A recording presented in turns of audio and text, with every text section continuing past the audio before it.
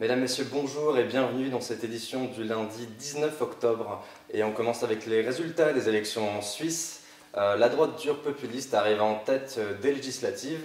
L'Union démocratique du centre devrait envoyer 64 élus à la Chambre basse, remportant donc un tiers des sièges. Le parti anti-européen avait fait campagne contre l'immigration, avec notamment des tracts montrant des femmes en burqa et légendaient ainsi « Islam, bientôt chez nous ».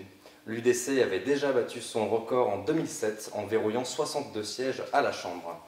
Scrutin toujours en France maintenant, c'est le top, pas le flop, ainsi a qualifié Jean-Christophe Cambadélis le dit référendum sur l'unité à gauche.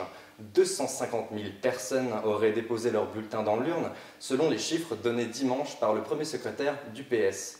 Près de 90% des votants se sont prononcés pour une alliance sur les socialistes et les écologistes pour faire barrage à la droite et à l'extrême droite. Des couacs organisationnels ont été relevés par la presse, des faux profils ayant pu voter sur Internet. L'identité d'Emmanuel Cos, d'Europe Écologie Les Verts, a notamment été usurpée. Sans transition, crise migratoire, 1 millier de migrants sont bloqués ce lundi matin à la frontière entre la Croatie et la Slovénie.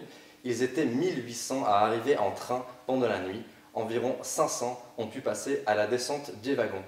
Les autorités slovènes ont stoppé les autres, l'exécutif ayant fait savoir au cours du week-end qu'il limiterait l'entrée de son territoire à 2500 migrants par jour.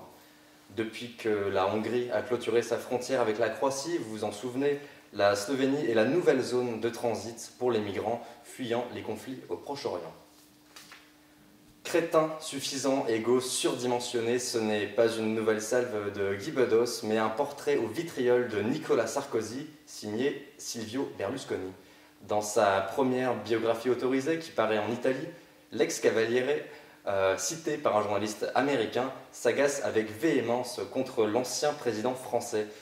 Très remonté, Berlusconi décrit un personnage napoléonien, au tempérament emporté et jaloux de la richesse des autres. Le président français avait notamment refusé de lui serrer la main lors du sommet à Bruxelles fin 2011. Sport maintenant, effusion de joie en France dimanche après la défaite amère au rugby samedi. La France a remporté son premier titre continental à Sofia en volley. L'équipe tricolore a battu la Slovénie à plat de couture 3-0. C'est la deuxième fois que l'équipe de Laurent Tilly arrache la médaille d'or cette année. En juillet, elle avait été sacrée aux Jeux de Rio. Météo pour finir, un temps légèrement plus favorable aujourd'hui sur l'Hexagone. Les cieux seront plus cléments de la Vendée à la Provence avec de belles éclaircies dans l'après-midi. Au centre, le ciel restera fort nuageux de l'Aquitaine au Languedoc. Des nuages bas devront recouvrir le nord du territoire dans la matinée. Quelques brumes et brouillards poindront de la Bretagne à l'Alsace, une grisaille qui s'évanouira plus tard dans la journée. Des averses s'abattront enfin sur les côtes de la Manche. Côté température, entre 1 et 23 degrés aujourd'hui, 8 à 11 en Lorraine, 12 à 16 degrés en région parisienne. C'est la fin de notre édition, merci de l'avoir suivi et à demain.